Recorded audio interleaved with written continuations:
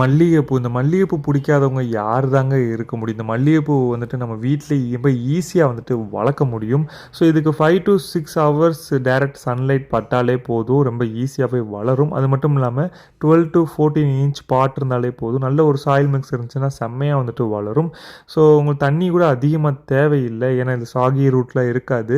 So இப்படி பார்த்தீங்க அப்படின்னா, நாங்க சும்மா நார்மலா வளர்த்தது தான். எப்படி கிரீனிஷா சூப்பரா வந்து வளர்ந்துருக்குன்னு பாருங்க. ஸோ இது வந்துட்டு ஒரு நேச்சுரல் ஸ்ட்ரெஸ் ரிலீவர்னு சொல்கிறாங்க. உங்களோட மைண்டை வந்துட்டு காமாக வச்சுட்டு ஆன்சைட்டி இருந்துச்சுன்னா ரெடியூஸ் பண்ணுறதுக்கு ஹெல்ப்ஃபுல்லாக வந்துட்டு இருக்குது. இது ஏர் பியூரிஃபையராகவும் இருக்கும். இன்னொன்று அந்த கார்டனில் நீங்கள் இந்த மல்லிகைப்பூ வச்சிங்கன்னா அந்த ஃப்ராக்ரன்ஸே செம்மையாக வந்துட்டு இருக்கும். இது ஒரு ஸ்பிரிச்சுவல் யூஸ் கூட யூஸ் பண்ணுவாங்க. இந்த பூஜா இல்லைன்னா ஏதாவது மாலை இல்லை டெம்பிள் ஃபங்க்ஷன் இந்த மாதிரிலாம் வந்துட்டு யூஸ் பண்ணுவாங்க.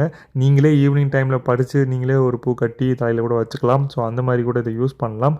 ஸோ இது ரொம்ப ஈஸி தாங்க. உங்களோட டெரஸில் இல்லைனா சின்னதாக ஒரு காலி இடம் இருந்தாலே வைக்கலாம். ஸோ இது வைக்கிறனால அதை பார்க்கும்போதே நமக்கு ஆன்சைட்டி லோ ஆன மாதிரி இருக்கும். ட்ரை பண்ணி பாருங்கள், சூப்பராக இருக்கும்.